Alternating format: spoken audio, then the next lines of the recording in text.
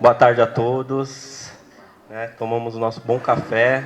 Agora vamos para a segunda mesa aqui, com os integrantes a Verônica Prudente Costa, eu, Fernando Simplício dos Santos, e o professor Silvio Renato Jorge, já conhecido aqui por todos, tá bom? Eu vou primeiramente fazer uma breve apresentação dos professores que já dispensam, né? Alguns comentários que todos conhecem, mas seguindo aqui os trâmites legais. A Verônica Prudente Costa, ela possui doutorado e mestrado em Letras Vernáculas, Literatura Portuguesa e Africanas pela Universidade Federal do Rio de Janeiro, bacharelado e licenciatura nas áreas de Letras, Português Literaturas e Inglês Literaturas pela Universidade do Estado do Rio de Janeiro. Especialização em Literatura Portuguesa, desde 2019 é professora adjunta na Universidade Federal de Roraima, representante regional norte da Abrapelipe, co-líder dos grupos de pesquisas Estudos, Literaturas e Identidades, Literaturas, Africanidades e Minorias Sociais e Cátedra Amazonense de Estudos Literários e da Cultura. Foi coordenadora institucional do programa de bolsa de iniciação à docência, entre outras milhares de coisas. Aí, né? O currículo da Verônica é extenso. Né? Agora, por sua vez, né, também dispensa apresentações, né, o Silvio Renato Jorge é doutor pela Universidade Federal do Rio de Janeiro e desenvolveu os estágios de pós-doutorado no programa de pós-graduação em Estudos Comparados de Literaturas de Língua Portuguesa pela USP, em 2003, e no Centro de Estudos Sociais da Universidade de Coimbra, em 2009, com bolsa CAPES. Foi membro do Conselho Universitário, coordenador adjunto da área de Letras Linguísticas de cada CAPES, desde maio de 2016 a março de 2018. Tem experiência na área de letras, com ênfase em literatura portuguesa e literatura africana de língua portuguesa, e também o currículo do Silvio, por aí vai, extenso, né? E dispensa apresentações. É menor que o dos ouvidos. É menor do que um pouco, né?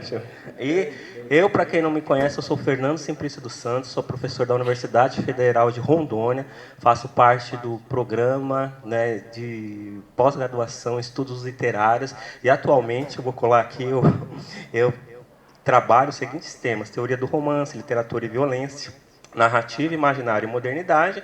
Eu sou pesquisador associado, né, do Procad, assim como a maioria de vocês. Então, nós vamos começar a apresentação aqui pela professora Verônica, cujo título é Breves Notas sobre a Circulação Literária de Gomes de Amorim no século XIX. Verônica, boa tarde. É um prazer estar com vocês dois aqui em mais uma mesa. Boa tarde a todos, todas, todes.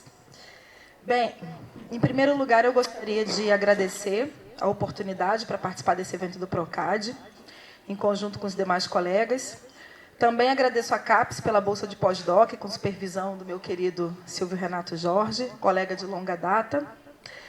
E também gostaria de dizer que, através dessa bolsa, ela foi muito importante, né? A viagem que eu fiz esse ano para pesquisa. E nessa viagem eu consegui acesso aos arquivos de periódicos do século XIX sobre o Gomes de Amorim e também consegui acesso ao espólio do Francisco Gomes de Amorim na Biblioteca Municipal de Póvoa de Varzim. Esses materiais ainda estão sob análise, né, e esse texto que hoje apresento aborda resultados parciais do meu projeto de pós-doutoramento. Por falar em afetos, ofereço essa apresentação a Joana de Carvalho, trineta do Gomes de Amorim, que conheci na Bahia, depois gentilmente me recebeu em Lisboa e me presenteou com um livro de assentos e lembranças, original do próprio autor. E é a partir desse livro que hoje eu trago algumas informações. Gostaria de iniciar também, iniciar aqui apresentando minha trajetória de pesquisa, quando ainda na graduação, nas aulas de literatura portuguesa, de Sérgio Nazar Davi, fui apresentada ao Gomes de Amorim como biógrafo do Almeida Garrett. Trilhei meu percurso acadêmico na especialização, trabalhei com Garrett, e no final do curso fiz um estudo comparativo entre ele e o Lawrence Sterne, e o Gomes de Amorim estava ali presente nesse trabalho como suporte das pesquisas sobre o Garrett. Amanhã, por uma coincidência feliz, retornarei ao UERJ para falar sobre o Gomes de Amorim. Então, é com muita alegria que a gente, né, começa uma trajetória e depois volta a casa. Então, esse pós-doutorado está sendo de muita produção e afeto para mim. E eu gostaria também de apresentar para vocês como surge o Gomes de Amorim nesse caminho, como que eu descobri esse Gomes de Amorim da Amazônia. A partir da minha escolha de migrar para o norte, assim que eu cheguei em Manaus em 2011, fui conhecer a cidade e lá eu conheci a livraria da Editora Valer. me deparei com uma edição do romance Os Selvagens. Após a leitura, me surpreendi com a gama de informações sobre a Amazônia trazidas pelo autor. É um romance histórico que narra episódios de conversão ao catolicismo de membros da etnia Munduruku, os conflitos dessa etnia com a etnia Mura e tem como pano de fundo a cabanagem, um movimento revolucionário que só lá no Amazonas eu pude compreender sobre ele mais profundamente e percebi que ele reverbera questões cruciais da história colonial na província do Grão-Pará. A partir da leitura de Os Selvagens, fui em busca de outras obras do autor e tive acesso a Remorso Vivo e Cantos Matutinos, ambos adquiridos com muita dificuldade nos sebos online. Então, lá no prefácio de Cantos Matutinos, eu descobri que Francisco Gomes de Amorim tinha passado um tempo da sua adolescência na Amazônia. Chegou a Belém com mais ou menos 10 anos de idade, acompanhando seu irmão mais velho, o Manuel Gomes de Amorim. O Manuel, posteriormente, vai se tornar um importante livreiro do Pará, e ele lá permaneceu até a sua morte. Ambos chegaram a Belém cheios de ilusões de adquirir bens materiais. E, conforme as palavras do autor, aspas, depois de uma viagem a que não faltaram a fome, a sede, as calmas e as tormentas. Fecho aspas. Perceberam que foram enganados por aliciadores. Foram vendidos e separados no cais da alfândega, numa espécie de mercado de escravos brancos, com aspas, que ocorria neste lugar em decorrência das leis de proibição do tráfico de negros escravizados. Esta prática é denunciada nas obras de Gomes de Amorim e também pela imprensa da época, conforme fontes do Diário do Grão-Pará, e que em 1857 diz o seguinte, aspas, as honras e distinções sociais têm sido quase um apanágio exclusivo dos brasileiros, porque elas já não são o que antigamente eram. No outro tempo, ganhavam-se, hoje compram-se. E como ninguém pode figurar no ramo de comércio, senão homens de dinheiro, desde que eles se tornaram objetos de trocas, é da razão que os parentes tenham a melhor parte. É certo que, por um filho querido da fortuna, que aí ostenta um luxo asiático, ficam, como em reféns, enterrados nos sertões americanos, 1000 de seus companheiros de emigração. Porém, os que morrem já não entram como fatores nos cálculos humanos, e por isso ninguém cuida deles. O que se vê e se admira é o verdadeiro motor dos cálculos futuros. Nós não admiramos que a tendência migradora tenha tomado dimensões colossais, porque o estado da nossa sociedade é um grande incentivo para se desenvolver. Fecho aspas, Diário do Grão-Pará, de 16 de junho de 1857. Portanto, é neste momento de grande movimento migratório e de chegada que Gomes de Amorim vai afirmar anos mais tarde, numa de suas obras, que ele se viu rodeado de uma multidão de gente de todas as cores, o que comprova a presença de indígenas e negros no mesmo local. Conforme registros familiares de Joana de Carvalho, ela conta que os amigos de Gomes de Amorim quiseram fazê-lo descender da linhagem dos condes de Amorim, que em Averomar tiveram casa de veraneio desde os tempos de Dom João I. No entanto, o próprio Gomes de Amorim afirmava que seu pai se dedicara à marinha mercante e foi engolido pelas ondas, e sua mãe vivia na penúria, fato que impulsionou os irmãos a aceitarem a migração para Belém como forma de obter algum retorno financeiro. O próprio Gomes de Amorim conta no prefácio de Cantos Matutinos que foi um menino arredio, que não se acostumava com a vida de servidão e, tempos depois de trabalhar como empregado e caixeiro em comércios de patrões portugueses, saiu sozinho, se enveredando por povoamentos ao longo do rio Amazonas. Apesar da pouca idade, viveu momentos marcantes e desenvolveu um olhar crítico sobre os episódios que observou. Em 1846, retornou a Portugal, tornou-se amigo de Garrett e depois se tornou um escritor muito produtivo. Cito agora Carmen Sanhulian. Aspas, se repararmos na erudição das suas colaborações para as múltiplas sociedades e academias, foi membro, entre outros, do Instituto Histórico, Geográfico e Etnográfico do Brasil, às quais pertenceu nas notas que acompanham os seus textos ou mesmo nos comentários dos coetâneos. A pouco e pouco, vai ir desenvolvendo uma ativíssima vida pública e literária que, a partir de 1851, manterá em paralelo com a sua carreira como funcionário do Ministério da Marinha, até progressivamente ir atingindo considerável prestígio no panorama cultural português do seu tempo. tal como demonstram as distinções e reconhecimentos que recebeu ao longo da sua vida. Morreu na sua casa de Sintra, em 1891. Na obra de José Saraiva e Oscar Lopes, ele é citado como poeta, dramaturgo, contista e articulista consagrado que entrou na academia e no funcionalismo. Fidelino de Figueiredo também o cita na sua História da Literatura Portuguesa.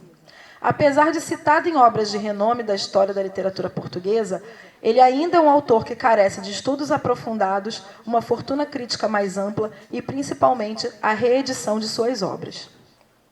Apesar da dificuldade de encontrar exemplares de sua obra disponíveis no Brasil, foi nessas buscas em sebos brasileiros ou nos alfarrábios de Lisboa e Porto que fui conseguindo acesso a essas obras e cada vez mais me interessando pela escrita de Gomes de Amorim, pela forma como ele narra episódios importantes da Amazônia oitocentista, seja nos romances, ou nos poemas, ou nas duas peças de teatro. Destacando aqui uma belíssima edição de Maria Aparecida Ribeiro e Fernando Matos de Oliveira, que reúne as duas peças, Ódio de Raça e Cedro Vermelho, cartas do autor e muitas notas com riquíssimos detalhes dessa experiência de Gomes de Amorim na Amazônia. Essa edição, a edição com notas do próprio Gomes de Amorim é de 1869. Quando acusado de exagero na trama de Ódio de Raça, que é uma das peças teatrais, ele responde da seguinte forma: não houve encarecimento na pintura, copiei do natural. Não exagerei coisa nenhuma, não deprimi nem lisonjeei. Fiz a história e não a sátira dos costumes. E ainda ele diz: deixei a espingarda pela flecha, a língua portuguesa pelo dialeto cultural dos jurunas ou pela língua dos tupis. Preferi, enfim, o selvagem ao homem civilizado. E comecei a vagabundear pelos bosques como tinha feito nas Campinas do Minho. Fecho aspas. Ao iniciar sua trajetória como escritor, ele estabelece um diálogo profícuo com sua vivência e transita com maestria entre a história e a literatura. O próprio autor assume esse diálogo quando afirma que produz a sua obra literária não apenas como documentos para a posteridade, mas também como relato do mundo real que lhe serve de referente ao universo ficcional. O Brasil é um elemento presente em praticamente toda a enorme produção do autor. Há obras em que possuem especial protagonismo. Se começarmos pela narrativa, fora da presença do tema, em alguns contos de Frutos de Vários Sabor, de 1858, Amorim publica Os Selvagens, de 75, romance que é ambientado no Brasil, e O Remorso Vivo, que é a continuação e conclusão daquele. Prolífico e reconhecido autor teatral, várias de suas obras são de tema claramente brasileiro. Ódio de Raça, estreada em 1854, editada pela primeira vez em 69, e O Cedro Vermelho, estreada em 1856, editada em 1874. No Teatro Dona Maria I, é importante ressaltar, para mostrar a projeção dele naquela época. Obras que transpõem para o palco seu conhecimento da realidade do Brasil, além de ser um claro manifesto anti-escravagista.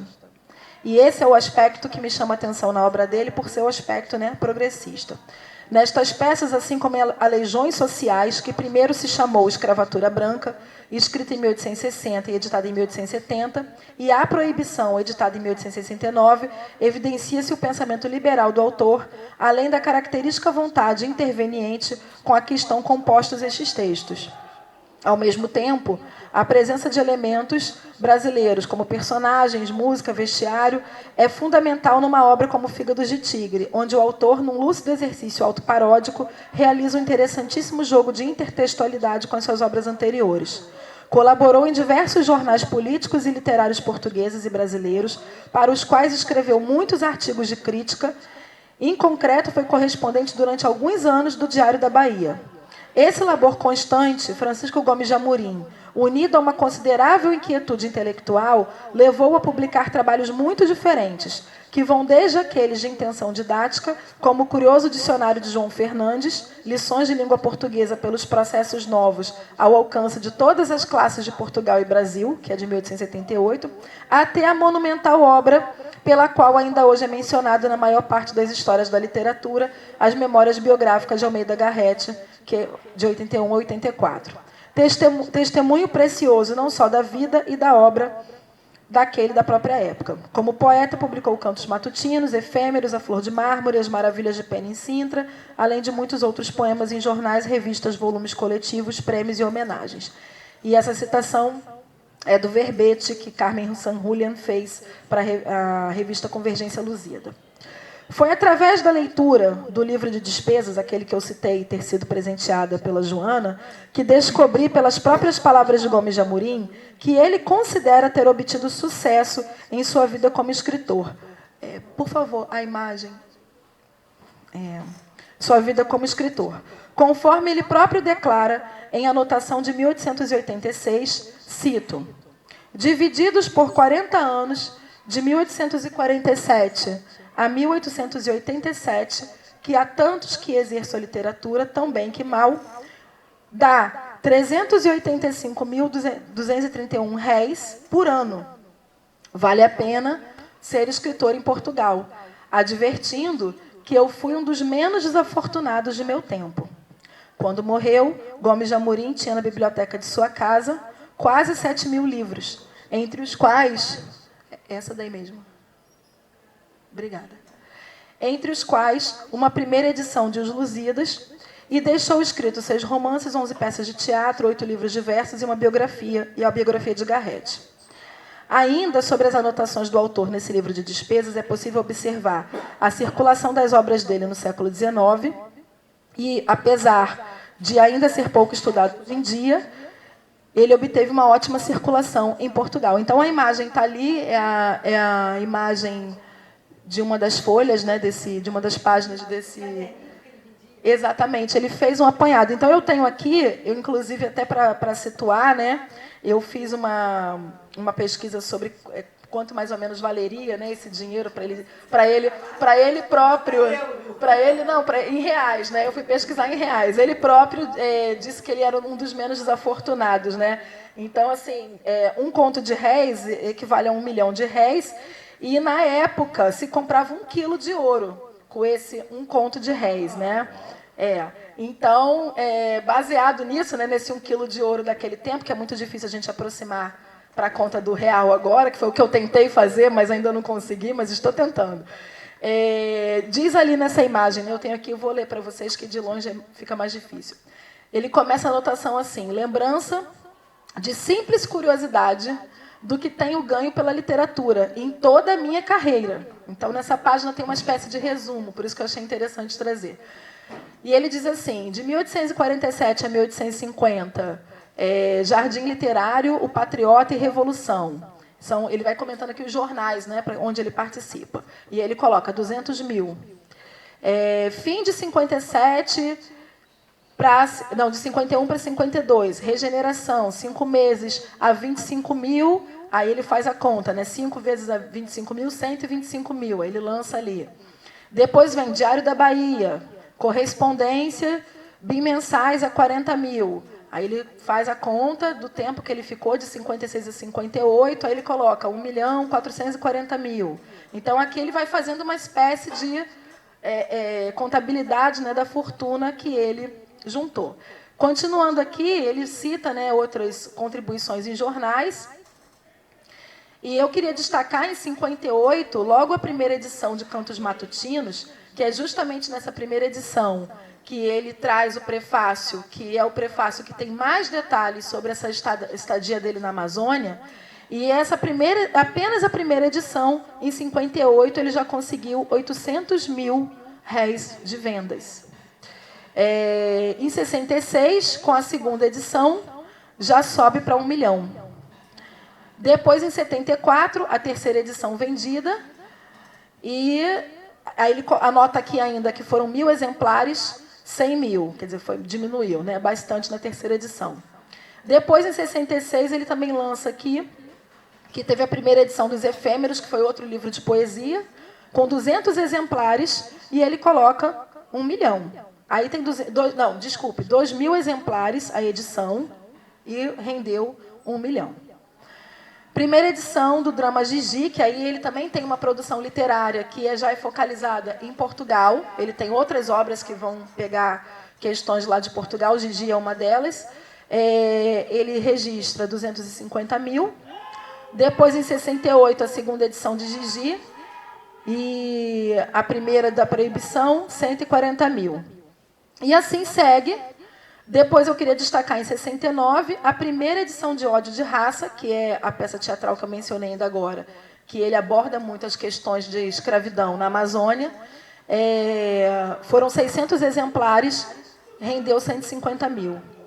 Aí depois, em 54, ele lança aqui Direitos Autorais, 72 mil, não diz sobre quais obras, só lança como Direitos Autorais. Depois ele lança Direitos sobre Cedro Vermelho. Primeira edição de Cedro Vermelho, que é outro drama que também se passa na Amazônia. Ele lança aqui 1.700.000. Depois, para Direitos de Fígados de Tigre, 140.500. E aqui no final também tem o lançamento de primeira edição de Abnegação e Viúva, com 600 exemplares a 130 mil. Então, por esses números, a gente consegue perceber que ele obteve, né, durante o século XIX, uma circulação muito expressiva, não apenas pela atuação em jornais, mas a publicação de livros, de fato. Eu, inclusive, consegui algumas primeiras edições, algumas edições lá do século XIX, que são bem difíceis. E agora eu também estou ampliando a pesquisa para trabalhar com os catálogos do irmão dele, o Manuel Gomes de Amorim, que, como eu disse, né, se tornou um importante livreiro no Pará. E eu quero descobrir, eu ainda não estou a caminho disso, né, eu estou querendo, já tenho acesso a um catálogo, estou pretendendo ir a Belém para procurar mais, porque eu quero ver se o próprio Manuel Gomes de Amorim também deu conta dessa circulação do Gomes de Amorim em Belém, né? Porque vários grupos de pesquisa, inclusive o grupo de pesquisa da professora Germana Salles, que eu já conheço há um tempão o trabalho, eles vêm trabalhando com os periódicos do século XIX, e ela mostra lá, através desses resultados, que Belém teve uma enorme circulação literária no século XIX, né? Porque até muita gente pensa que era só no Rio de Janeiro, pelo fato de ser capital e tudo mais, né? Mas Belém tem uma circulação literária imensa através de todo aquele contato. Então é isso. Acabou meu tempo? Não sou eu, coordeno. Acabou.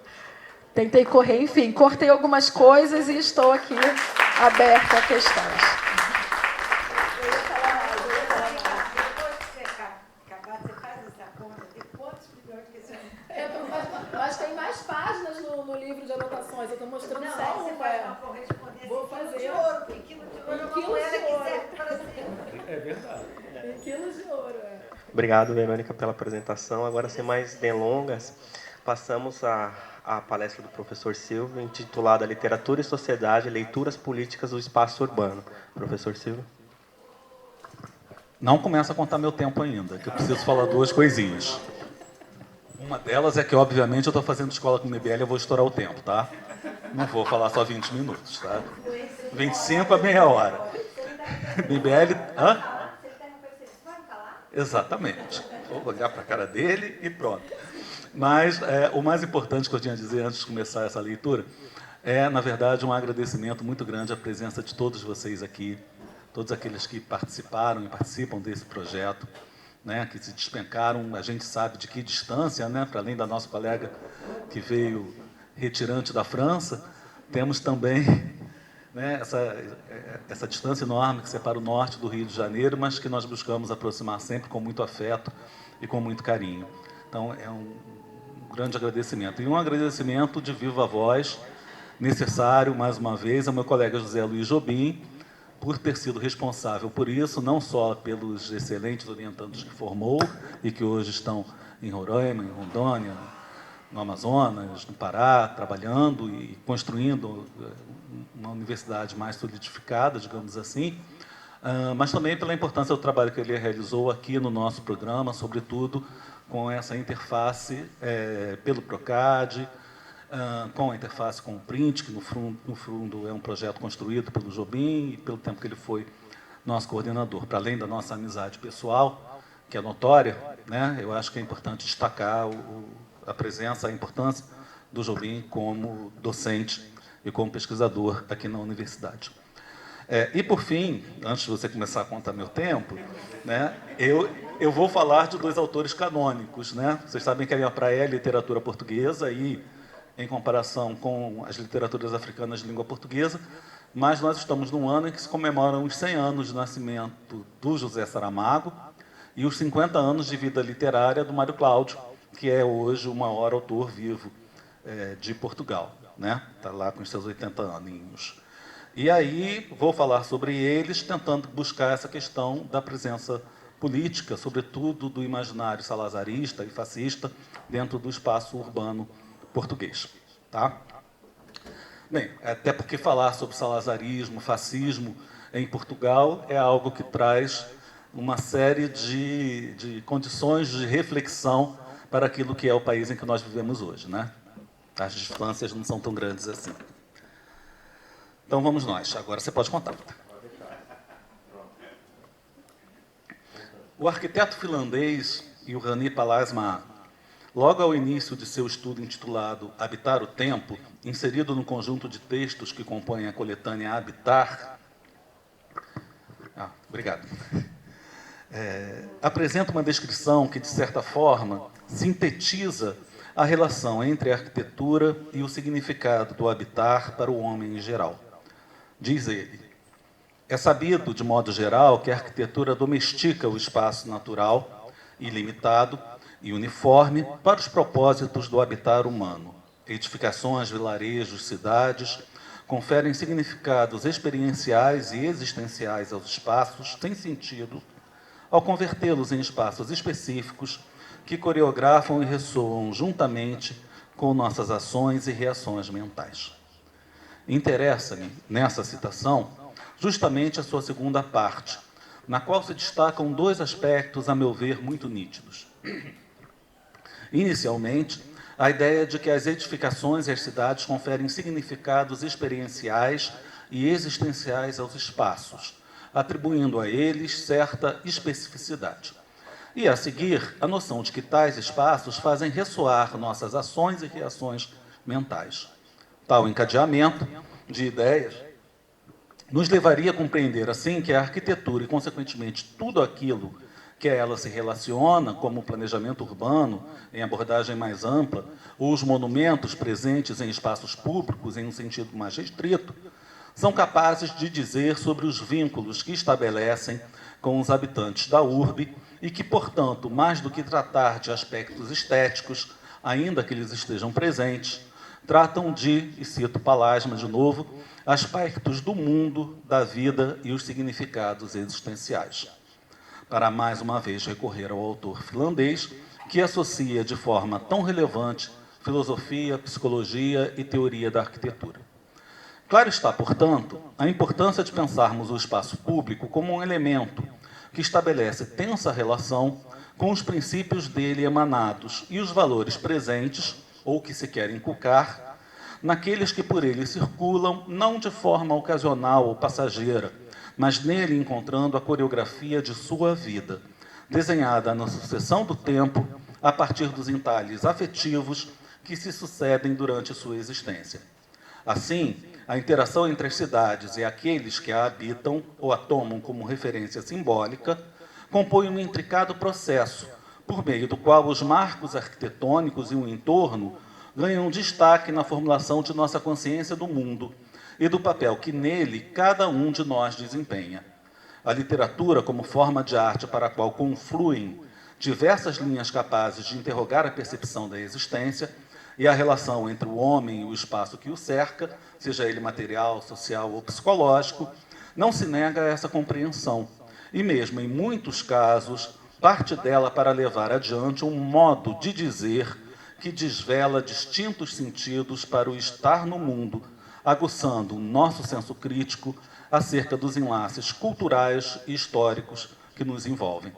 Dessa forma, talvez não seja demais afirmar, por exemplo, a presença significativa que tem a casa habitada por Luísa e Jorge, em O Primo Basílio, todos vocês conhecem, do Eça de Queiroz, no desenho de traços que insinuam o olhar crítico do narrador hessiano sobre o imaginário a envolver aquela personagem.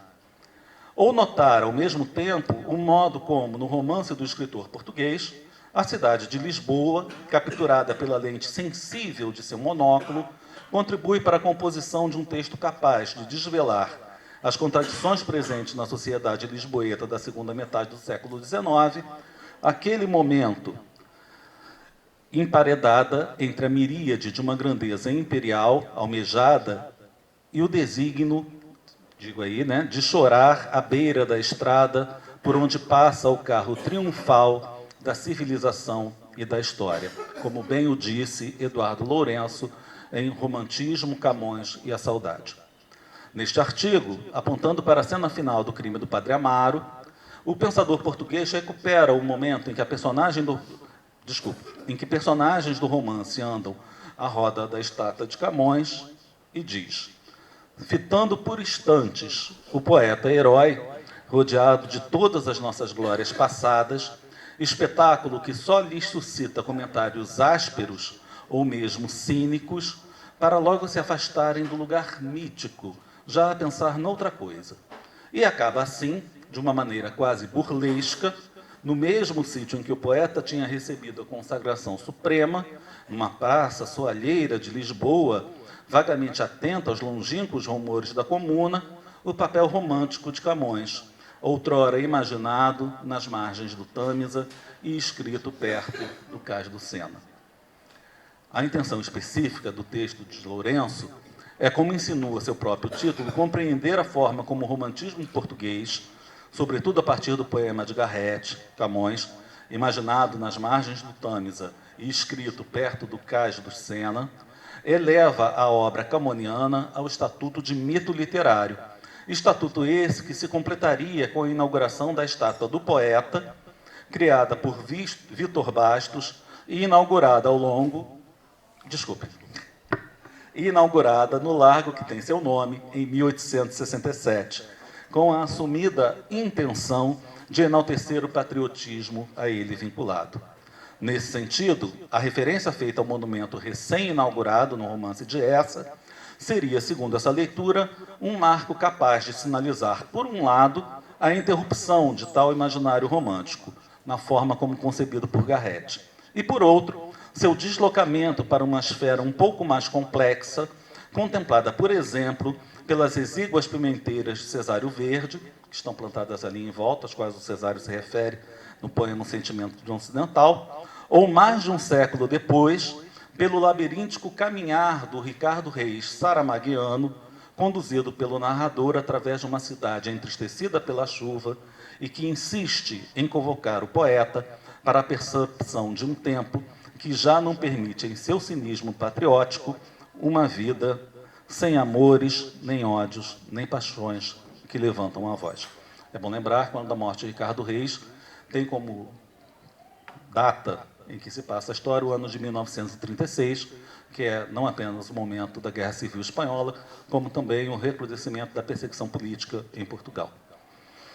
E por isso, conduzidos pelo olhar irônico do narrador, nos deparamos ao lado de Reis com a estátua de um poeta aviltado, cuja literatura é espoliada por uma retórica política incapaz de atribuir humanidade ao escritor seiscentista, que tão bem soube erotizar a palavra para, com ela, em seu jogo de múltiplas possibilidades, abrir-se à leitura crítica e sensível do tempo desconcertado em que viveu. E cito: Ricardo Reis atravessou o bairro Alto, descendo pela Rua do Norte, chegou ao Camões. Era como se estivesse dentro de um labirinto que o conduzisse sempre ao mesmo lugar.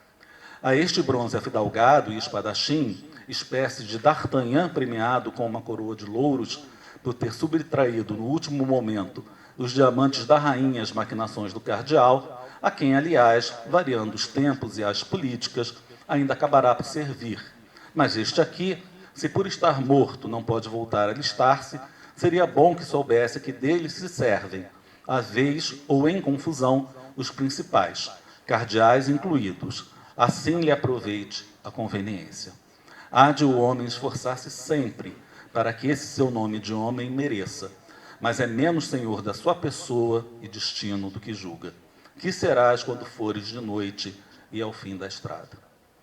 Se o diálogo com Lourenço orienta minha percepção, na leitura deste breve fragmento aqui recortado, para a sensibilidade do escritor, ao convocar a personagem de Dumas, nele destacando uma atriz romântica da imagem heróica atribuída ao poeta português pelo monumento.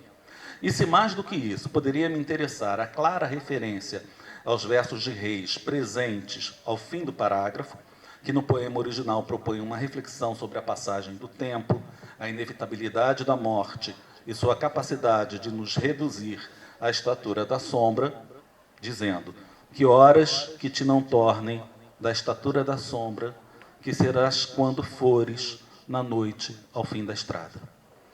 Importa destacar, todavia, o quanto no jogo irônico do discurso narrativo, o que se propõe como grande parte do romance é uma reflexão acerca do uso intencional e conveniente feito por quem está no poder de um forte imaginário heróico, capaz de apropriar-se da espada e da pena camoniana, metáforas congeladas na materialidade grandiosa da imagem esculpida, com a intenção de formar toda uma geração que, restrita à contemplação do espetáculo do mundo, se limite a reivindicar ao passado um espelho no qual possa se mirar. Certamente aqui, a reiterar o que digo, poderia recuperar as palavras de Teresa Cerdeira da Silva, quando a pesquisadora brasileira, no estudo em que acompanha o Reis de Saramago, entre o fingir e o existir nos labirintos da história, sintetiza: esta utilização tendenciosa do discurso alheio para fins de panfletagem do regime constitui um dos poucos roubos e uma das grandes violações feitas, um dos grandes roubos e uma das grandes violações feitas à obra de Camões, transformada em modelo reacionário pelo fascismo português. Lido em seus momentos laudatórios, calados em seus momentos críticos, o poeta foi usado e corrompido pela máquina política que castra a liberdade e desconhece os limites. O que se vê e se lê é a corrupção imposta pelo intricado sistema ideológico do Estado Novo. Há todo um percurso literário e histórico português, de modo a propor sua leitura própria, encantatória e reacionária, mas, sobretudo, uma leitura que conforma, informa, na tradição, o processo destinado a pacificar os ânimos e, mais do que isso, a estabelecer paradigmas de abnegação e esforço que interseccionam heroísmo e santidade e se espelhariam, em última instância, na própria imagem pública do ditador Antônio de Oliveira Salazar, também ele, em tal percurso, santificado e heroicizado, herdeiro distinto da abnegação mítica e religiosa, passível de observação em figuras titulares, como no Álvares Pereira, Tornado Santo, em Portugal, em 2009, o infante Dom Henrique e o desejado Dom Sebastião. Né? Vemos isso tranquilamente aqui no Brasil, num certo coração de Dom Pedro I, que veio premiar o 7 de setembro do senhor, do excelentíssimo presidente. Não o rei morto, o infante Dom Henrique, o desejado Dom Sebastião. Não o rei morto nas aureias de Alcácer Quibir, Dom Sebastião, por óbvio, mas o que transita miticamente de Bandarra a Vieira e deste, em outra perspectiva, a mensagem de Pessoa. Claro está, portanto, no percurso até aqui desenhado, meu interesse em interrogar as cidades para nela buscar os traços que revelam a presença insidiosa de um imaginário destinado a atualizar no espectro ideológico do Estado Novo, na sua constante reafirmação da tríade Deus, Pátria, Família, a apetência por símbolos e imagens que remetem fortemente aos princípios balizadores da experiência colonial portuguesa. Mais do que isso ainda, e de modo mais palpável, perceber como a literatura que revisita esse largo período histórico identifica os traços por meio dos quais o regime se apropriou do espaço urbano, tanto na metrópole quanto nas colônias, para nele refletir a pretensa grandeza colonial do país, seja na valorização de monumentos legados pelo expansionismo do século XVI, ou por sua releitura no século XIX, seja nos monumentos e prédios erguidos pelo próprio regime, durante sua existência, que em vários casos plasmaram traços arquitetônicos dos séculos anteriores, notadamente do manuelino, apesar da inspiração na arquitetura reta e grandiloquente própria do fascismo italiano. E se fui levado pelos caminhos, às vezes, bastante tortuosos de meu pensamento, a deparar-me com o marcante ano em que Ricardo Reis, colocando-se diante da morte e da presença fantasmática do drama ingente pessoano, retorna à sua triste Lisboa, por esse mesmo ano de 1936, busco agora reencontrar a delicada tocata com que Mário Cláudio irá interpelar a geração de seus pais, para nela vislumbrar o estridentíssimo texto musical que lhes marcara a vida em comum. Eu vou fazer uma pausa pelo seguinte: eu posso parar aqui e não entrar no Mário Cláudio, e aí eu acho que eu fico mais dentro do tempo, ou se a gente ainda tiver uma margem de alguns minutos, eu posso seguir adiante. Não, não é para mim não, gente. O chefe está lá. Ó. Faltam 7? 15? Eu dou uma corridinha. Então vamos lá, para vocês conhecerem um pouquinho do Mário Cláudio. Desculpem, acho que eu não devia estar aqui. Era aqui. Refiro-me, como já se pode notar, à Tocata para dois clarins, romance de 1992, no qual, como bem descreve Dalva Calvão, das vozes de Maria e Antônio, que no presente histórico, pós-25 de abril, rememoram os anos de namoro, noivado, princípios do casamento e nascimento do filho, desprende-se um inegável tom de nostalgia, o tom adequado a quem relembra e constata a irremediável perda de um tempo vivido em plena juventude e de forma ao menos supostamente feliz. Esse tempo da memória, a espraiar-se particularmente de 1936 a 1941, ano do nascimento e batismo do filho, com letra maiúscula, assim nomeado em quase todo o romance, e que só terá seu nome revelado no fim, quando... Ai, gente, desculpem, fiz alguma coisa errada aqui.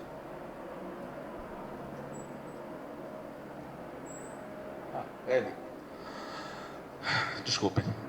Filho, assim nomeado em quase todo o romance, que só terá seu nome revelado ao fim, quando, olhando um pouco, mas um pouco apenas, de soslaio, aceita a água lustralíssima na cabeça, Rui Manuel, nome civil do autor, que por meio de tal estratégia recupera para seu texto a interface com a escrita biográfica que frequentemente acompanha o labor a que se dedica.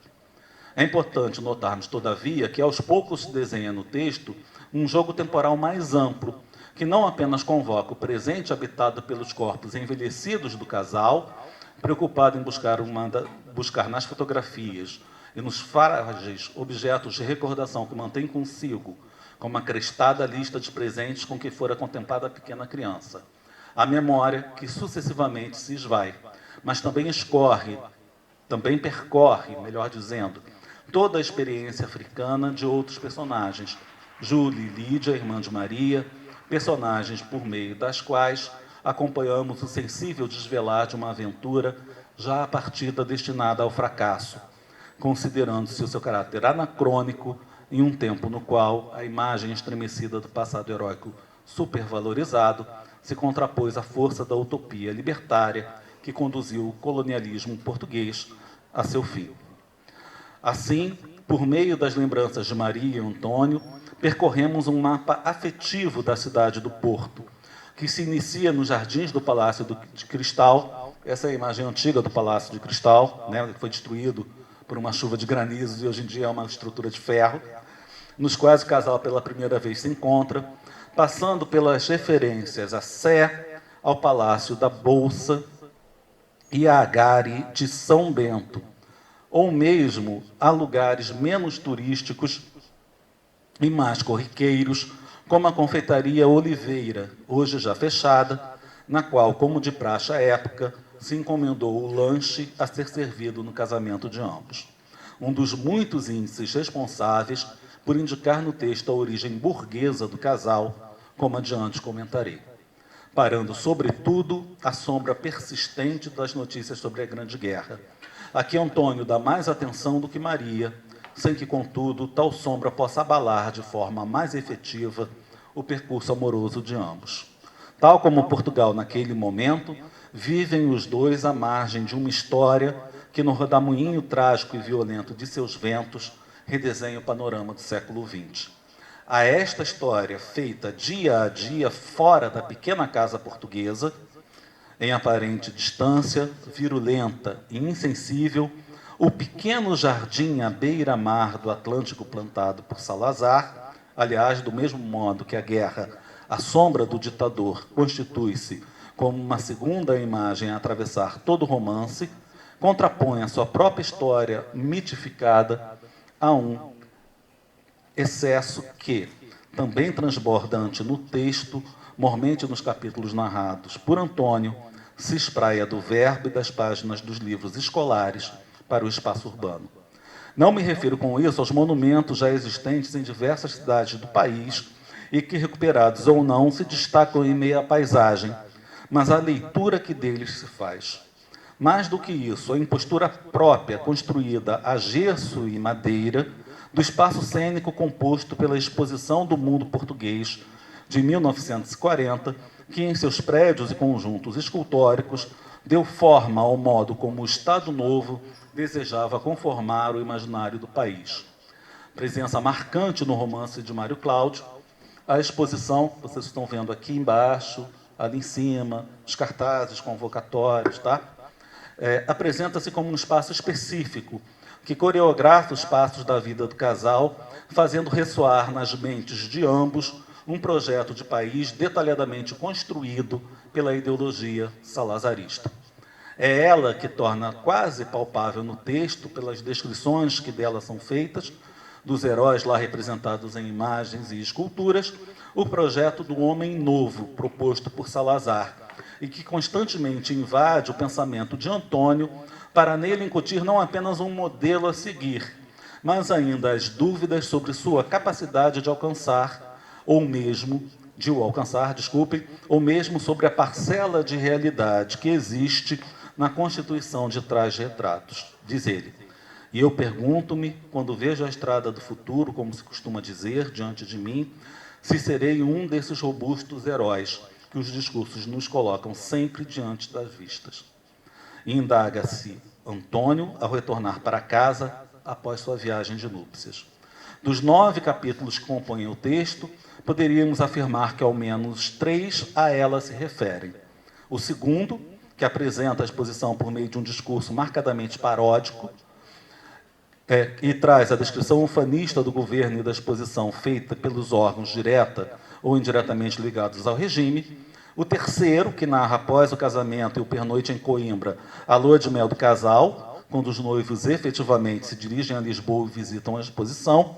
E, por fim, o 8º, um capítulo no qual, por meio da descrição da desmontagem daquilo que efetivamente se constituirá como um cenário, do amontoado de símbolos pátrios jogados ao relento, das placas com palavras solenes que aludiam às glórias passadas e repartidas e disseminadas esquecidamente por entre a alfena que aqui e além ia medrando toda a borrifada de caliça. Revela-se de forma contundente a impostura da celebrada magnitude e universalidade da nossa gesta civilizadora. Como bem afirma Maria Teresa Abelha Alves, em um artigo seminal, escrito logo após a publicação do livro, e que recebeu o título de Tocata para dos Clarins, Fotografia da Memória, na visualização... na visualização de seus mitos como estátuas quebradas, no olhar à ruína em que se transformou a exposição, emblema do país, o eu coletivo observa o estilhaçar do espelho no qual sempre viu seu rosto refletido. O tom nostálgico do capítulo sublinha que, sem mares, caravelas e impérios, os portugueses não se reconhecem. A onipresença da exposição na memória viva que Maria e Antônio têm de sua juventude se está estreitamente vinculada às primícias amorosas do casal, bem como a um primeiro sopro de liberdade em relação aos olhares tutelares de suas famílias. A viagem a Lisboa, como toda viagem, é para eles o tatear de uma nova vida, com os riscos e as surpresas a ela inerentes. Alinha-se, por outro lado, a percepção contrastante da dúvida, que já naquele momento poderia pairar sobre os jovens em relação à imagem do país.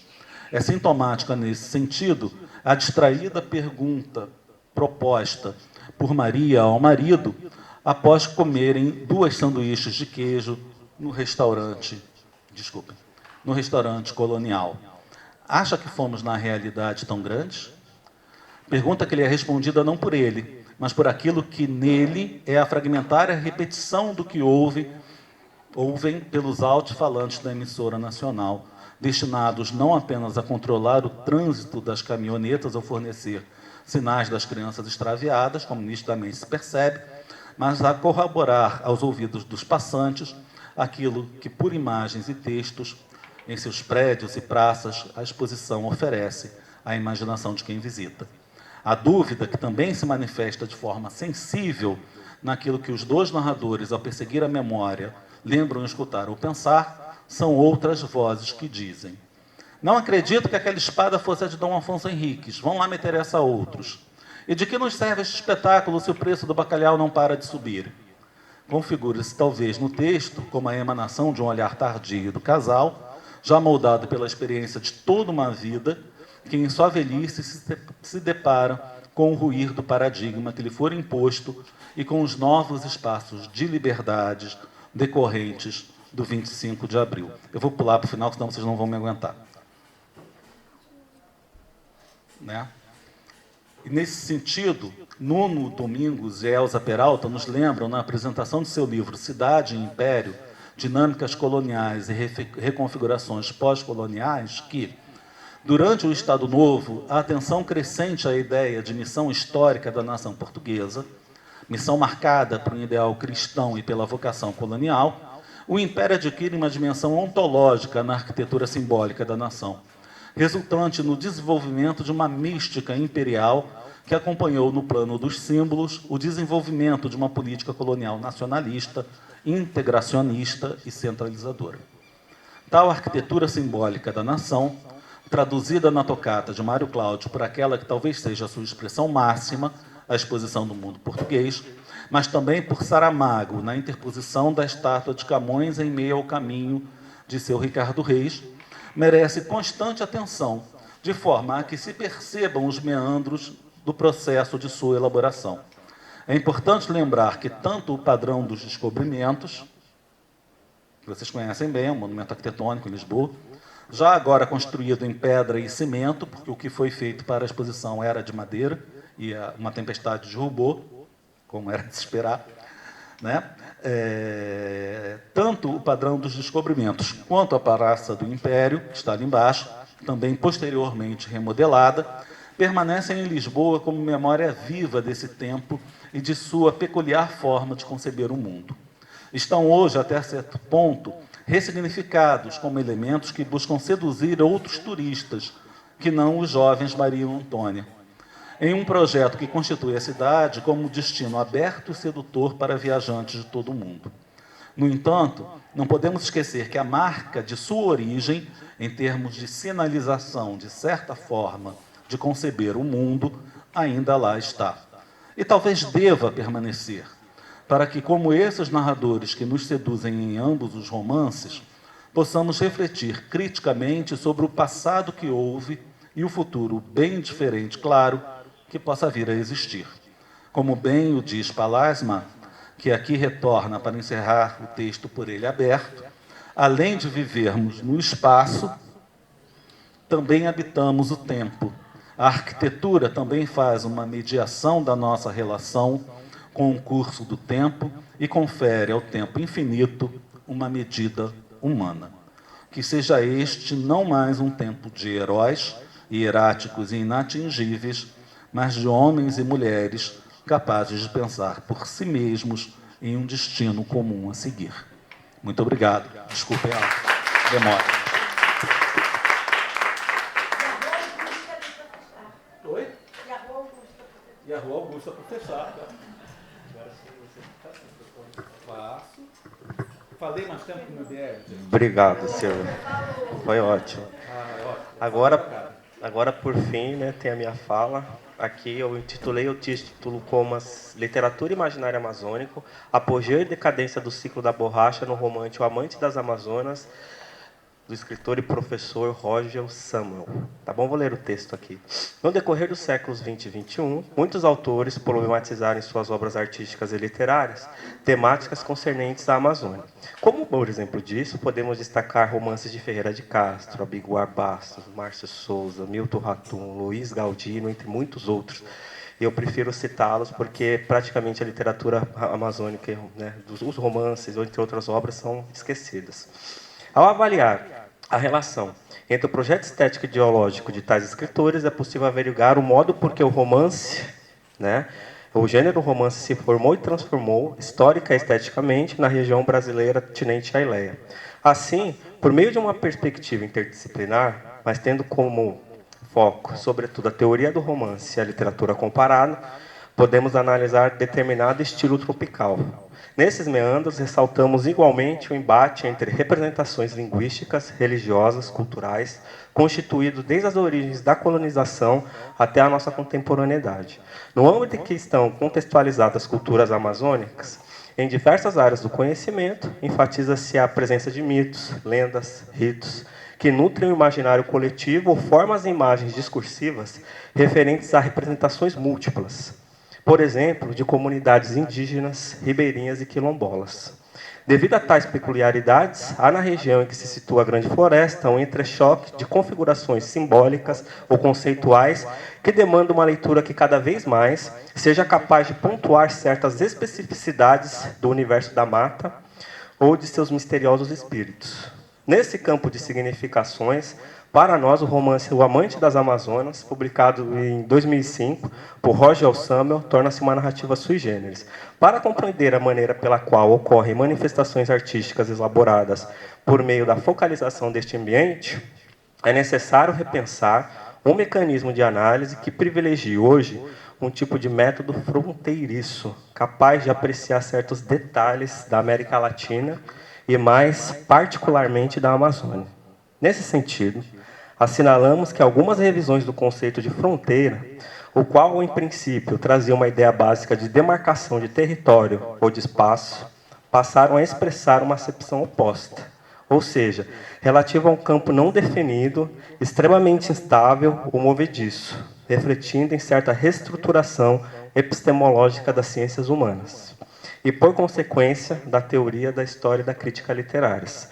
Nessa cadência, ao tratar da ressignificação, do conceito de fronteira, ocorrida no âmbito dos estudos comparados, Eduardo de Faria Coutinho observa que, citando, agora, o interesse maior do comparatista deslocou-se, entre outras coisas, da preocupação com a natureza e função da literatura no plano internacional para a tentativa de compreensão das diversas contradições da categoria do literário em diferentes culturas. A contextualização tornou-se uma palavra de ordem nos estudos comparatistas e o estético passou a ser visto como um valor entre outros, sempre associado a fatores de outra sorte, que incluem necessariamente o político. Tal reviravolta, contudo, não se deu apenas no âmbito da literatura comparada. Ela é um fenômeno que pode ser claramente observado no seio dos estudos humanísticos, de maneira geral, de meados do século XX ao presente. Fecha a citação. Segundo Coutinho, a concepção de fronteira, que inicialmente fazia parte das teorias do comparatismo, foi diluída, e a disciplina, além de absorver elementos de outras e de prestar subsídios às suas elaborações, tem se erigido como espaço de reflexão sobre a produção e circulação e a negociação de objetos e valores. Assim, também podemos falar de um acentuado aspecto renovador, de cunho interdisciplinar e transversal, também inerente a outros patamares de estudos literários, o qual considera categorias ficcionais em distintos universos culturais. Não por acaso, notamos que conceitos como circulação literária, transculturação, imaginário, por exemplo, contribuem para revisitar aspectos da teoria do romance, por intermédio da referida quebra de paradigma, interligada às transmutações sofridas pelos métodos críticos desde o século passado. Não sem razão, teóricos como Ângel Rama, Antônio Cândido, Otávio Paz, eu vou citá-los, tá, gente? Ana Pizarro, professora Lívia, o Silviano Santiago, Jobim, entre muitos outros, contribuem para contextualizar algumas das mudanças pelas quais a teoria da literatura vem passando, em particular sob o prisma de uma perspectiva da diferença. Isto é, definindo a singularidade do discurso literário latino-americano. Para esses críticos, conceitos de realismo, mímese, sublime, epopeia, narrativa, cânone e aclimatação associaram-se nos últimos decênios a uma profunda ressistematização metodológica dos estudos literários. E para nós, isso inclui também revisitar determinadas premissas da teoria do romance, colaborando, portanto, para repensar certas qualidades das produções artísticas que enfatizam culturas e representações amazônicas. Então, na esteira, dessas reflexões, temos como proposta geral dessa apresentação analisar a relação entre literatura, imaginário e fronteira, representada no romance citado O Amante das Amazonas, de Roger Samuel. Este livro traduz a ascensão e decadência do ciclo da borracha por meio da focalização do império construído em Manaus, pela exploração e dizimação de comunidades indígenas no fim do século XX, no fim do século XIX, e no começo do XX. Nossa hipótese básica aqui é a de que, a partir da análise desta obra, seja possível problematizar o método fronteiriço de composição literária, o qual mescla ficção, testemunho, lendas, mitos, fotografias e até mesmo relatos pessoais do autor. Nesse sentido, é plausível dizer que O Amante das Amazonas não é apenas uma obra híbrida, ou seja, que dilui em sua estrutura variados gêneros literários, mas também aponta para uma ressignificação das formas de narrativas, em especial confeccionadas na segunda metade do século XX e começo do XXI. No livro, Amazônia, as Vozes do Rio, Imaginário e Modernização, Ana Pizarro, traduzido pela UFMG em 2012, Ana Pizarro observa que, para a compreensão do imaginário em torno da Ileia, a tríade Eldorado, Amazonas e Maligno é de extrema importância, pois ela explica os entrechoques entre a racionalidade europeia e a concepção de mundo inerente ao cosmos da selva, repleta de divindades, monstros, crenças variadas, etc. Embora sejam retomadas ideias referentes a míticos personagens da selva, no romance de Roger Samuel, as Amazonas não se referem apenas às personagens vinculadas ao imaginário das antigas guerreiras indígenas. Na narrativa, essas entidades traduzem a transmutação pela qual passa a floresta depois de consolidada a degradação de bens econômicos e culturais. Assim, as Amazonas podem ser concebidas como metáforas de certa condição que demarca a passagem e a transformação do tempo. O livro O Amante das Amazonas está subdividido em 23 sessões e representa a história de gerações familiares que habitaram os entornos da cidade de Manaus da época da ascensão e da cadência da extração do látex, a fim de confeccionar e exportar a tão cobiçada borracha. Então, essa obra problematiza questões históricas, mas, na esteira das observações teóricas de Tomás Eloy Martínez, é importante relembrar que a reconstrução da história tenta recuperar o imaginário as tradições culturais de certa comunidade, e que depois de se apropriar delas, lhes dá vida de outro modo. Ou, como todos nós sabemos, esse outro modo é inerente à arte da ficção. No decorrer da narrativa de Roger Samuel, o sujeito da enunciação lembra-nos com recorrência que seu relato é uma história inventada. Todavia, a técnica de composição romanesca apresenta um diálogo com acontecimentos históricos, com o intuito de marcar uma crítica inventiva e romper estruturalmente com a concepção de romance tradicional. Desde o início da obra, o narrador apresenta-nos um ambiente de morte, fome e devastação. Nesse sentido, a tradução feita da Amazônia alude ao imaginário que, através dos séculos, representa a ideia de inferno, ou, segundo o narrador, cito, de limite do fim do mundo, onde se encontrava envolto no peso de sua surpresa e fama, o lendário, mítico, infinito Seringal Manichi, onde se passam as ações aqui narrativas. Fecho a citação. Nesse ambiente de enunciação discursiva, a narração problematiza uma confissão a respeito de certa crise da vida amazonense e a situação precária na qual se encontravam serigueiros e indígenas que ali trabalhavam muitas vezes até a morte. No texto, A Formação do Romance Latino-Americano, o crítico uruguaio Angel Rama observa que em nosso continente esse gênero se destaca sobretudo pela sistematização dos planos explícitos do discurso ideológico interpretativo, manipulando-se as significações dos elementos particulares narrativos, as personagens, principalmente as peripécias, para que fossem capazes de reproduzir a articulação ideológica diretamente na consciência do leitor. Fecha. Em face disso, pode-se dizer que o discurso romanesco latino-americano sempre almejou um tipo de representação engajada, a partir da qual passou e ainda passa pela concepção da arte como expressão crítica. Por extensão, observamos que o amante das Amazonas problematiza questões sociais, dando vozes às histórias silenciadas pela historiografia oficial, respeitando, para tanto, a singularidade discursiva da Amazônia, isto é, baseada em marcas da oralidade. Historicamente, o período que corresponde ao ciclo da borracha, 1889 a 1945, é caracterizado por intensas migrações ou deslocamentos. Em Manaus, viviam pessoas de diversas nacionalidades. Nesta paragem, o processo de hibridização se constitui com a vinda de estrangeiros com o propósito de explorar lucrativamente as terras amazônicas.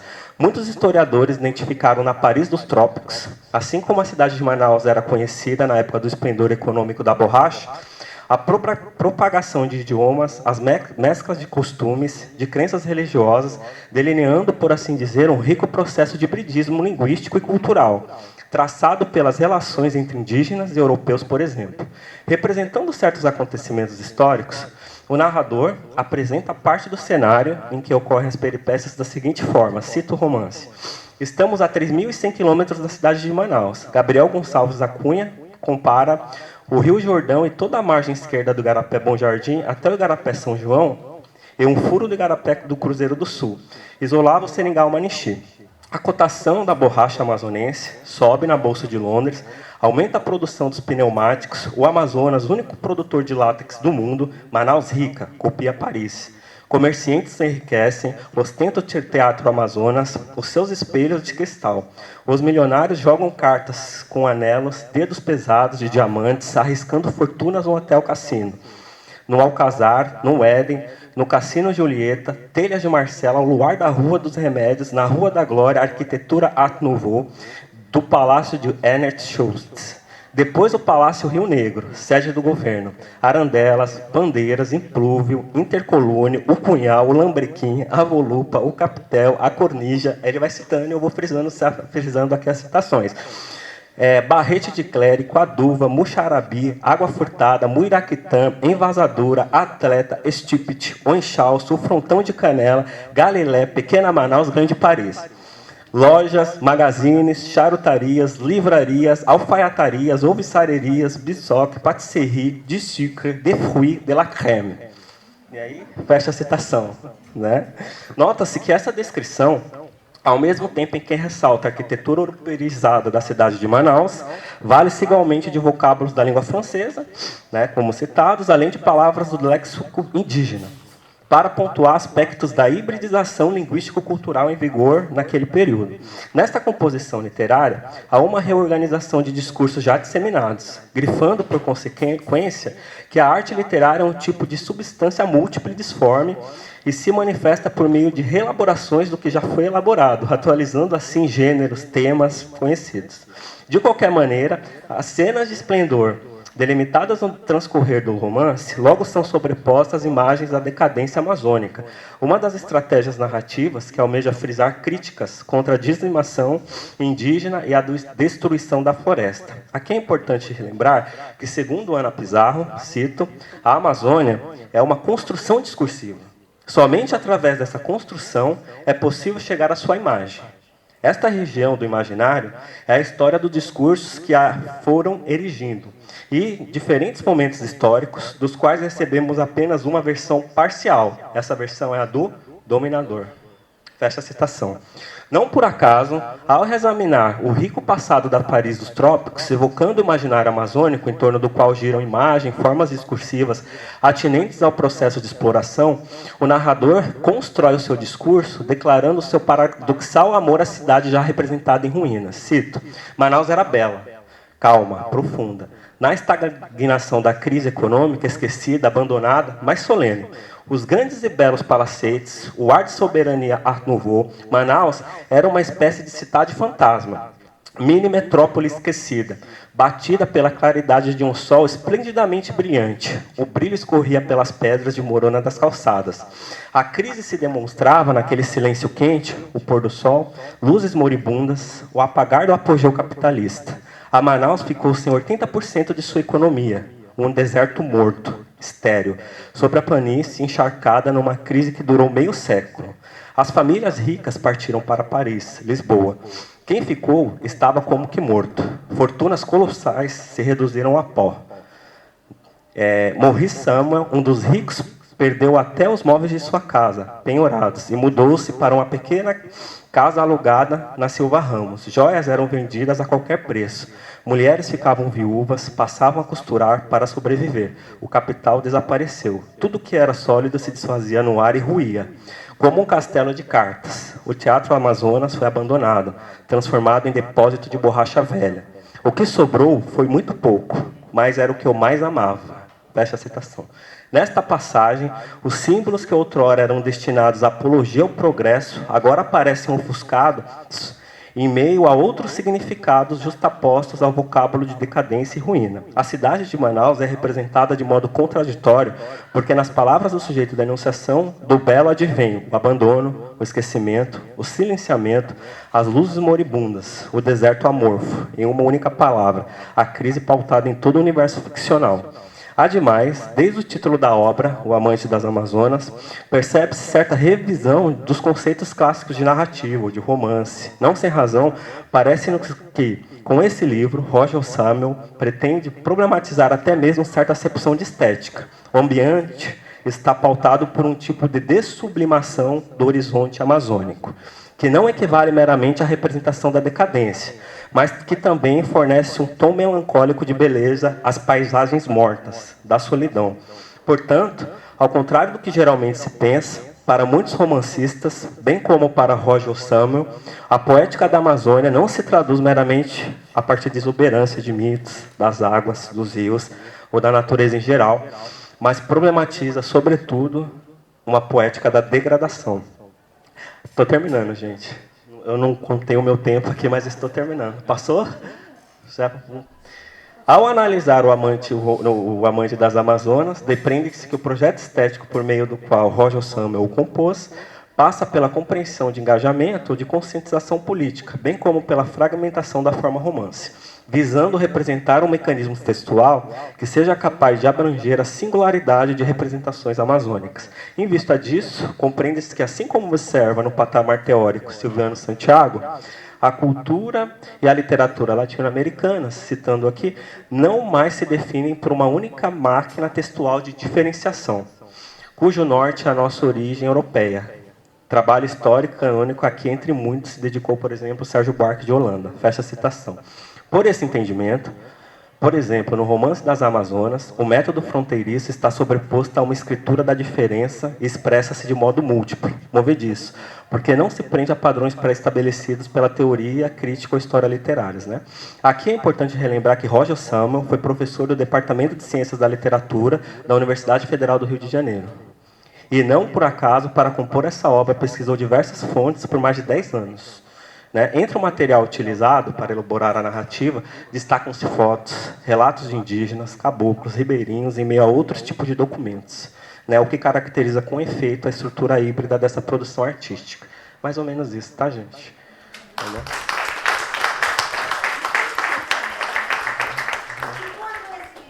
2005.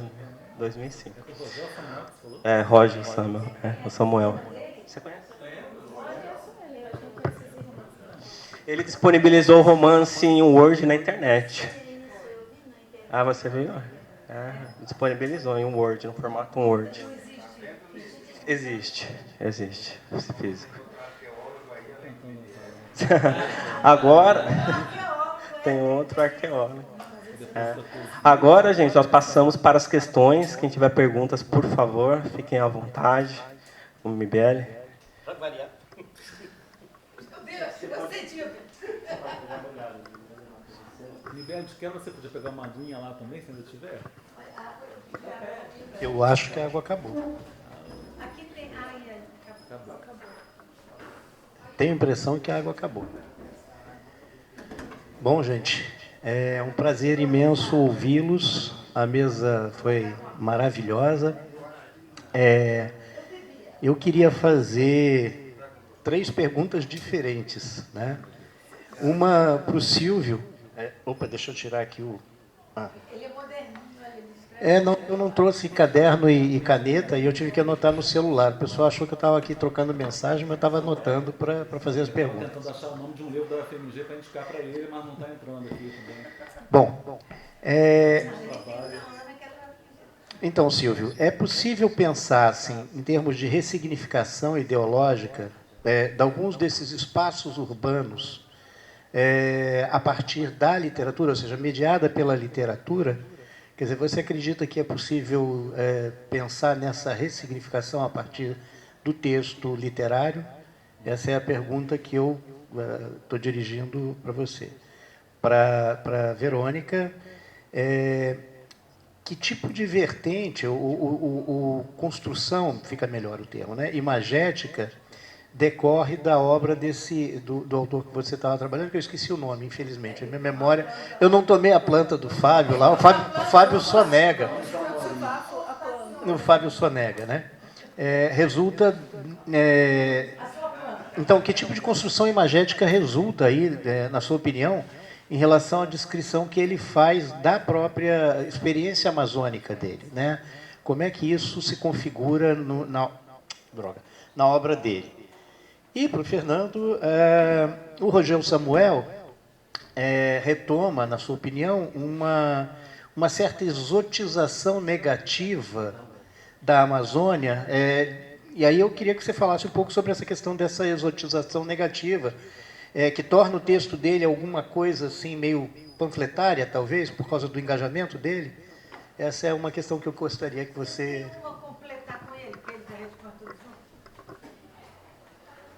Eu vi que seu arcabouço teórico está bem latino-americano, eu acho uma beleza, porque é muito pouco comum.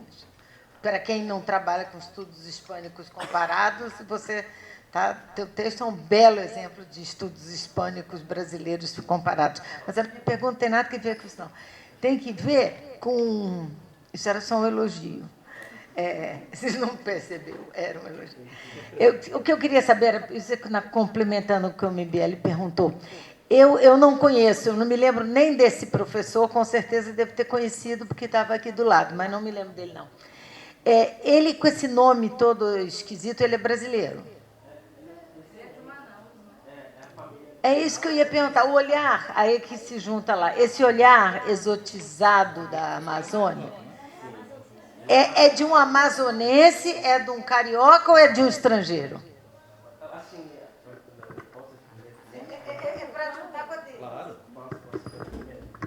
Então, Lívia, assim, porque ele tem as raízes familiares europeias, né, que foram para Manaus provavelmente durante a época da extração da borracha para tentar fazer fortuna, e a família provavelmente ficou. Não conheço bem a biografia dele, talvez veja aqui o vídeo depois postado, e ficou. Mas é interessante perceber que essa questão assim de como que é tratada a ficcionalização histórica, né? Isso é bem recorrente no discurso do romance latino-americano.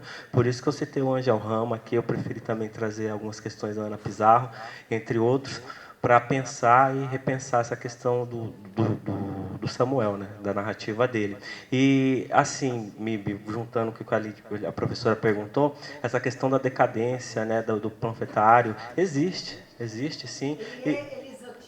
Exotiza, mas ele exotiza, ele não fala só da decadência, essas trocas de imagens assim presentes na narrativa, parte também do sublime, né? Parte também da focalização do esplendor de uma época, lógico que da época econômica, né?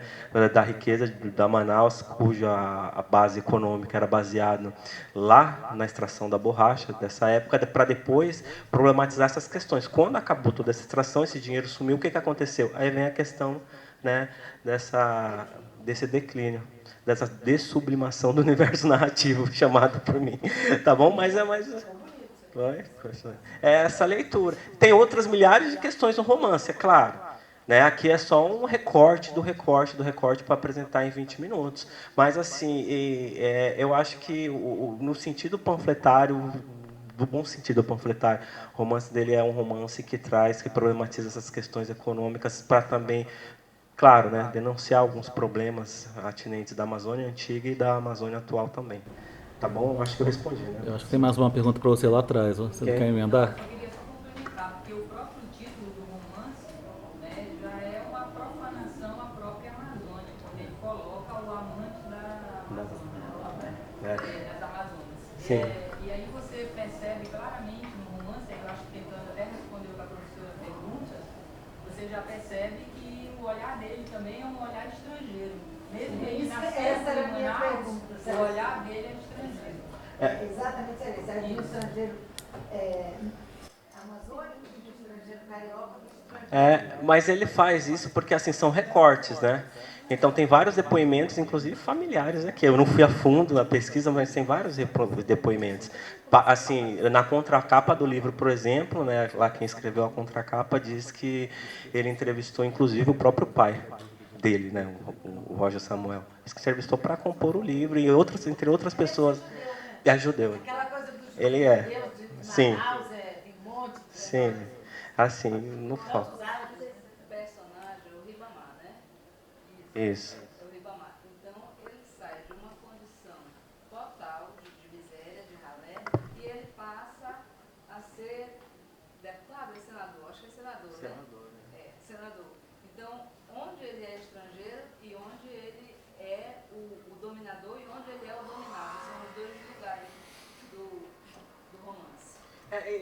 Assim, essa questão do entre-lugar também, né? Aí já o lugar da personagem, né? De onde ela, como que ela se reconhece, como que, né? A certa crise de identidade não, mas não deixa de problematizar a identidade também, né? No fim das contas, você descobre que o romance tem dois narradores, né? Dois narradores.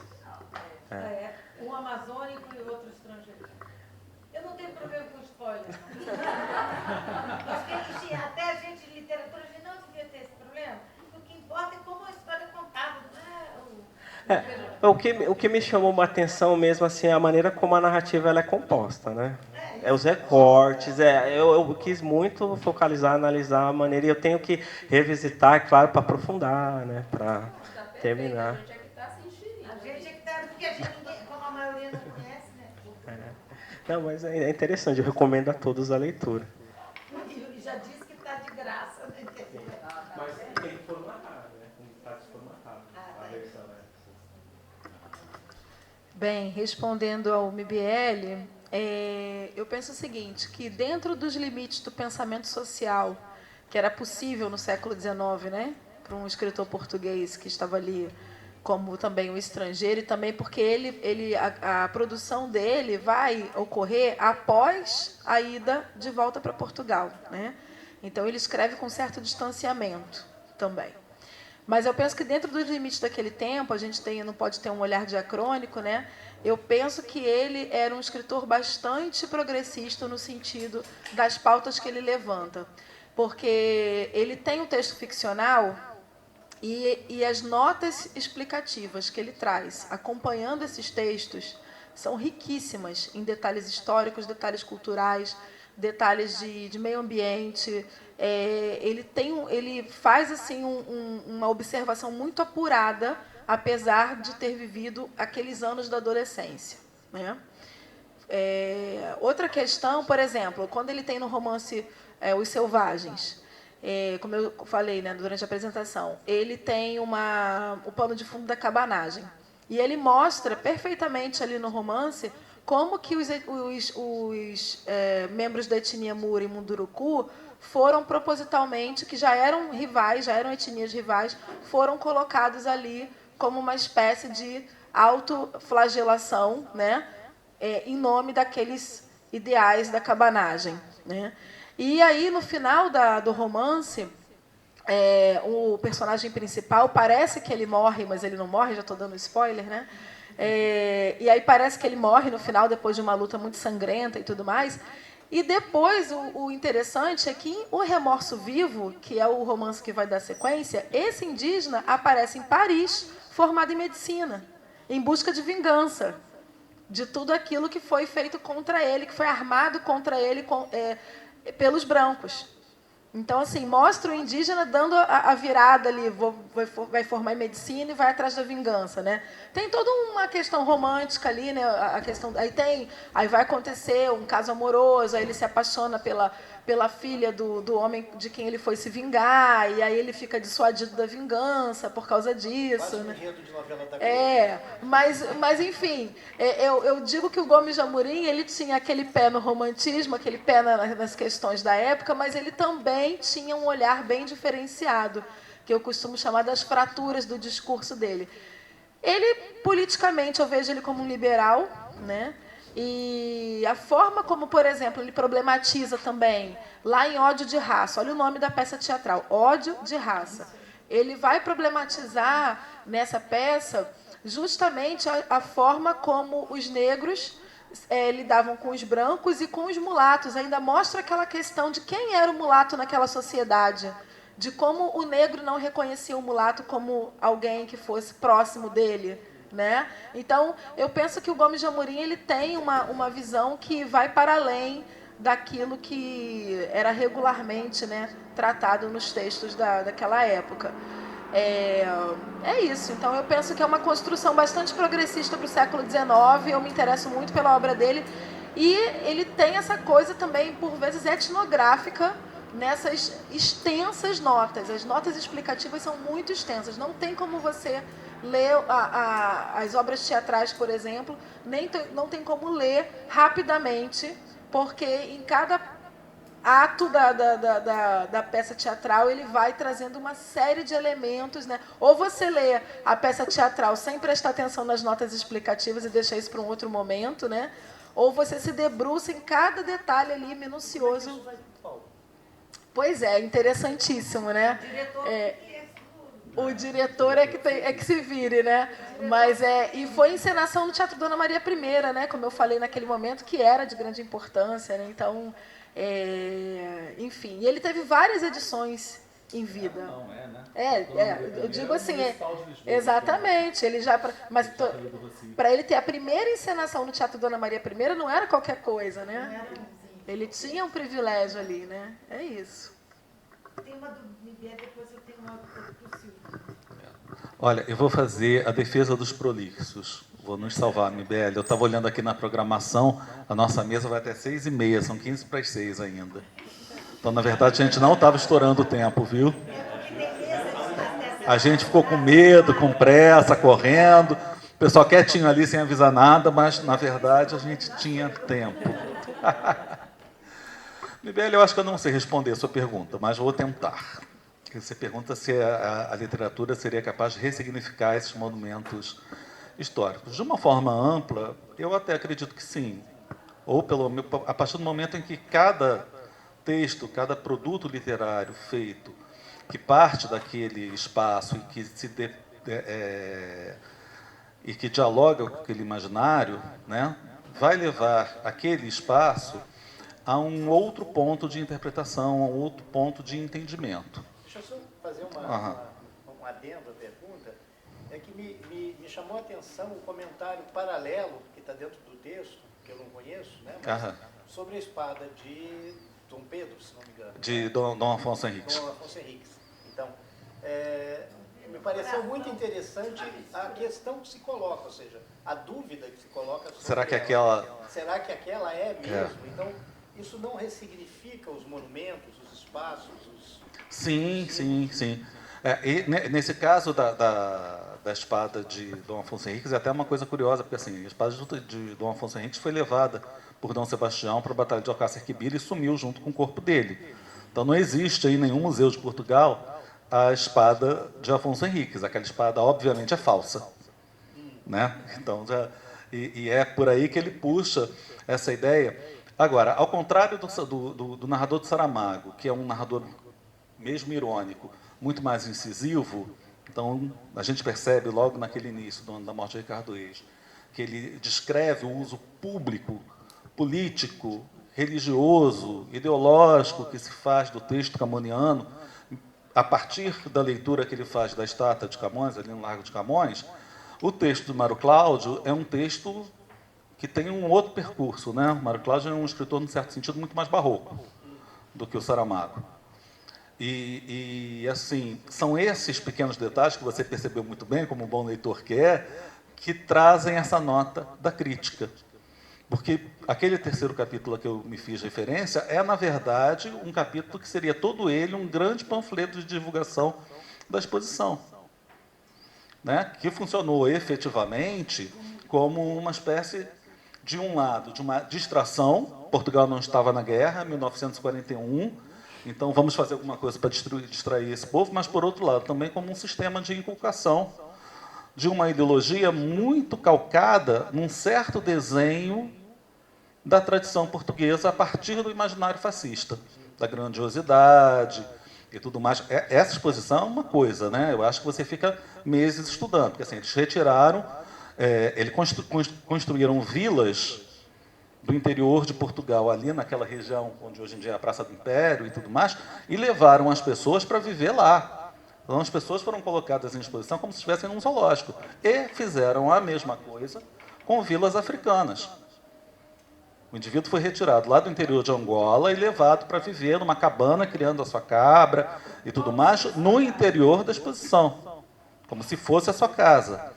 E é claro que é óbvio que a casa do interior do Alentejo que estava lá representada, é óbvio que a casa daquele africano que estava lá representada era uma coisa absolutamente distante da realidade, né? Como isso ia o regime salazarista fazer em termos de representação desse povo português, digamos assim, sempre idealizado, muito limpo, muito arrumado, muito isso, muito aquilo outro. Então, eu acho que, efetivamente, o texto do Mário Cláudio pega nesses pequenos detalhes, nos comentários que você escuta do ônibus, né, para trazer a dúvida existente, mesmo naquelas pessoas que, de certa forma, foram coniventes com o regime e que encamparam a ideologia do regime. Porque os pais que são ali apresentados, a Maria e o Antônio, são, na verdade, a representação dos pais do escritor, né? O Rui, o menino Rui, que é batizado no final do romance o Mário Cláudio, né? Os pais, não vou dizer que propriamente que eram salazaristas, mas eram portugueses daquela época que foram criados dentro de uma formação educacional do Estado Novo, português médio, né? O livro começa em 36, eles são jovens, estão se casando, e o que o texto faz o tempo inteiro é mostrar isso, né? Eu pulei uma parte aqui em que fala da relação com as empregadas e tudo mais, né? Então, eu acho que sim, esse processo de ressignificação é muito interessante. Lembrando... Posso falar só mais uma coisinha para ele? Se você pensa em outros textos literários, e a gente sai dali para ir para a literatura angolana, por exemplo, você pega um Landino Vieira, quando escreve A Cidade e a Infância, o que ele faz? Ele descreve uma cidade de Luanda, e sobretudo a periferia da cidade de Luanda, dando um sentido ideológico muito marcado para aquilo que é a separação entre os bairros. Ele vai chamar de fronteira do asfalto. Quer dizer... Exatamente, mas o Landino faz isso lá antes de 63, porque a Cidade da Infância é um livro anterior, né? Quando ele se refere à fronteira do asfalto, ele está falando a fronteira que separa concretamente o colonizador dos colonizados. E está dando um outro sentido para algo que para um transeunte não é nada demais. Você passa pelo lugar, está vendo que ali acaba o asfalto e para lá começa a rua de barro, né? A fronteira de Brasília. Você vai até o final de Brasília, o asfalto é lindo, maravilhoso, flores para todo lado. Você sai do GD e cai nas cidades satélites, o asfalto muda de qualidade. Então tem uma fronteira ali também bem desenhada. Desculpa, Lívia, te cortei. É que eu esqueci o Landino.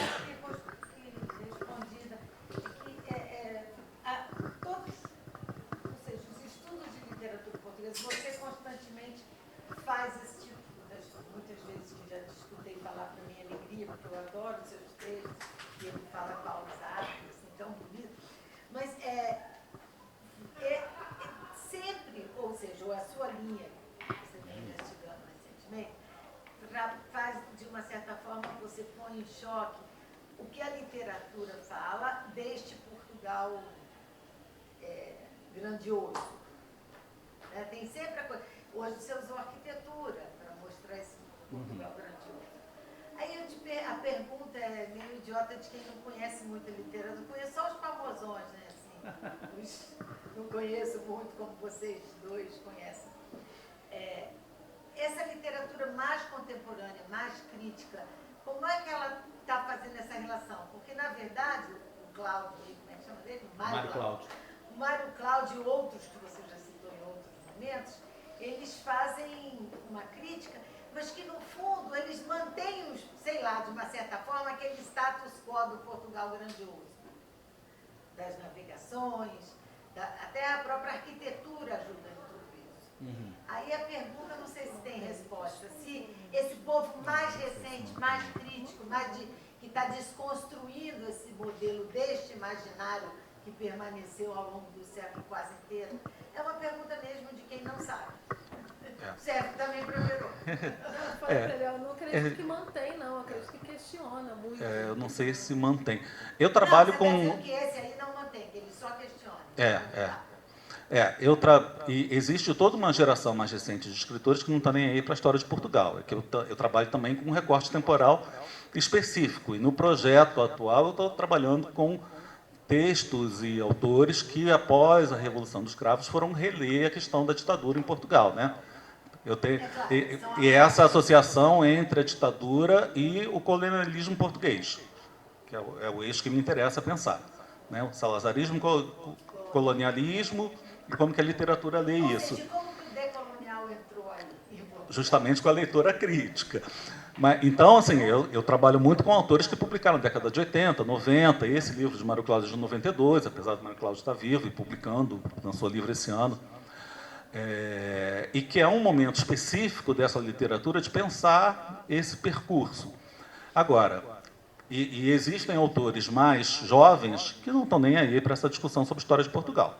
Verdade seja dita, né? Tem pessoal mais novo que tem outras preocupações.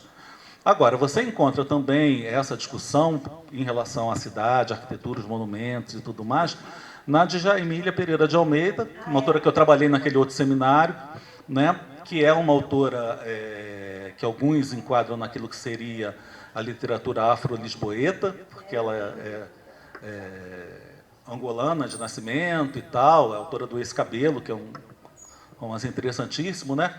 Mas no Luanda, Lisboa, Paraíso, ela recupera esses monumentos históricos para mostrar justamente o quanto que esses monumentos não representam aquelas pessoas que hoje vivem em Portugal, sobretudo os imigrantes. Né? Dos 10 milhões de portugueses, 1 milhão de habitantes são imigrantes brasileiros. Além disso, não, hoje em dia os brasileiros são mais. Mas, além disso, você tem os africanos, os orientais, os croatas e os russos, os árabes e tudo mais. Né? E a Djamília, obviamente, pega pela questão dos africanos, o quanto que eles não se veem representados ali. Agora, isso também é um percurso histórico, que começa lá atrás, né? No Cesário Verde, no século XIX, no outro Gomes, que é o de Amorim, o Gomes Leal, também no romantismo português, no próprio Garrett, já questionando isso, né? Mas, sobretudo, eu acho que a partir do Cesário Verde, né? O Jorge Fernandes da Silveira, que é nosso amigo, professor da UFRJ, ele diz que o Cesário é o primeiro poeta português a sujar o Tejo. E é interessante isso, né? Cesário Verde com o Jorge, da Fiamma também. Ele foi meu orientador. Mas é isso. Respondi? Claro. Alguém mais? Tem mais perguntas? Não? Nenhuma? Então, sendo assim, agradecemos a presença de todos, todas, e até amanhã.